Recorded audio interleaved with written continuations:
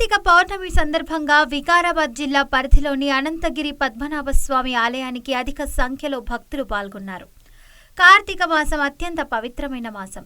ఈ మాసంలో పవిత్ర స్నానాలు, శివారాధన, విష్ణు పూజ, దీపారాధన, దాన ధర్మాలు చేయడం వల్ల జన్మజన్మల పాపాలు తొలగిపోయి మోక్షం లభిస్తుందని భక్తులు తెలిపారు. ఈ మాసంలో తులసి పూజ, వనభోజనాలు కూడా విశేషంగా చేస్తారు.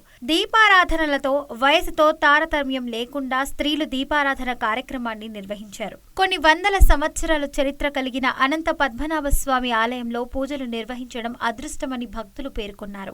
అనంతగిరి కొండల్లో ప్రత్యేకమైనది గాలి.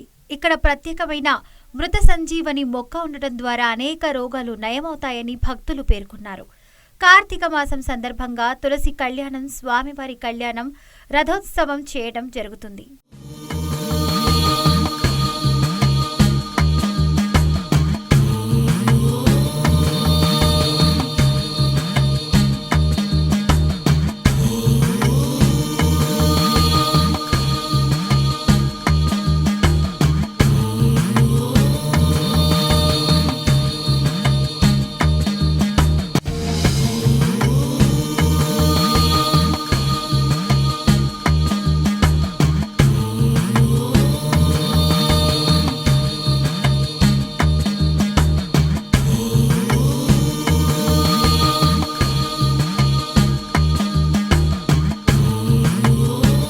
స్వామి సుక్షేత్రం ఇది.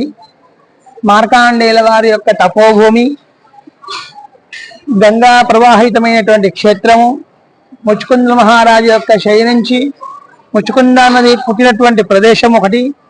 రెండవది స్వామివారి యొక్క ఉత్సవాలు 2 మార్లు, ఆషాఢ శుద్ధ దశమి మొదలుకొని పౌర్ణిమ వరకు, కార్తీక శుద్ధ దశమి మొదలుకొని బహుళ దశమి వరకు సుమారు 15 నుంచి 20 రోజుల జాతర ఉత్సవం జరుగుతాయి. ఈ జాతర ఉత్సవం భాగంగా స్వామివారికి కార్తీక మాసం లోపల తులసి కళ్యాణము, స్వామివారి కళ్యాణము, రథోత్సవం, గజవాహనము, ముత్యాల పందిరి వాహనము, గరుడ వాహనం, చక్రతీర్థంతో స్వామివారి యొక్క జాతర ముగింపు. ఇక్కడ ఈ విధంగా కార్తీక మాసంలో జరుగుతాయి. ఆషాఢ మాసంలో మాత్రం స్వామి దర్శనం పౌర్ణిమ వరకు వసంతోత్సవం అనే కార్యక్రమంతో జాతర ముగుస్తుంది. కనుక ఈ యొక్క ఉత్సవాల భాగంగా 4 ప్రాంతాల వారందరూ వచ్చి స్వామివారిని దర్శించి ఆ యొక్క స్వామి అనుగ్రహాన్ని పొందుతూ ఉంటారు. ఇప్పటికైనా సాలగ్రామ దర్శనం విశేషం కనుక భక్తాదులందరూ వచ్చి సాలగ్రామ దర్శనం చేసుకొని వారి అనుగ్రహానికి పొందగలరని మనవి.